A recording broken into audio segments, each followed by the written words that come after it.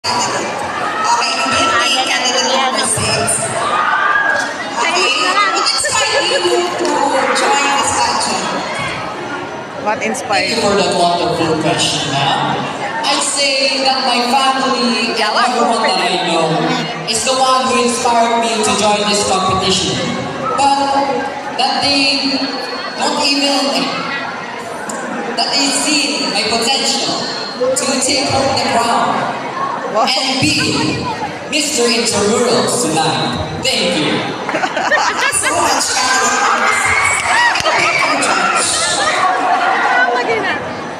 Grabe self-confidence ni Kuya. I've gotten judge number 1. Mamayit. Mamayit. Siguro mamayit eh. Okay, good evening.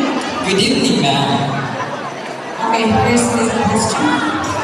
What is the essence of intramurals?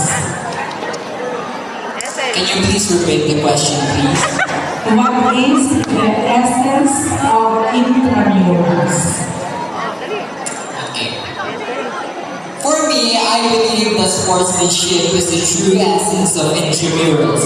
Because intramurals has many competitions, I'd say. And after competitions, there will be winners and losers. And after all that competitions, and after all that fighting, there is anger and hatred towards both sides of the teams. That's why I say true sportsmanship comes in this. Because we can dissipate all this hatred and anger towards each other by showing true sportsmanship and acceptance to your defeat and your winner. Thank you.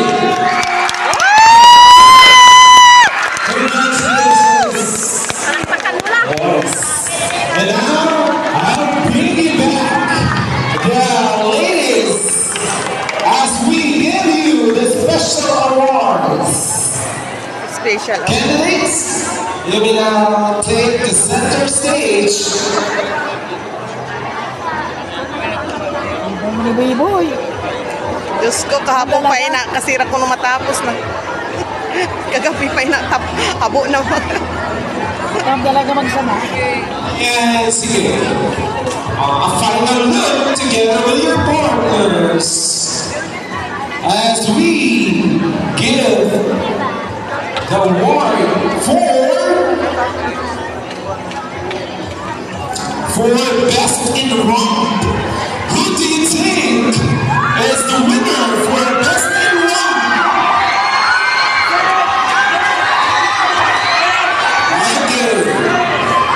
Let's have best in round for main category. It's you, candidate number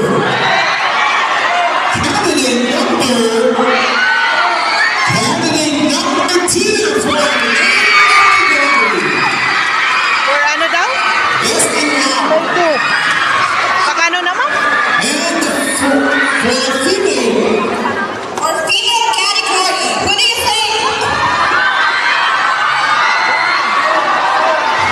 For female category, we have candidate number 2. And to the award of the beauty sauce to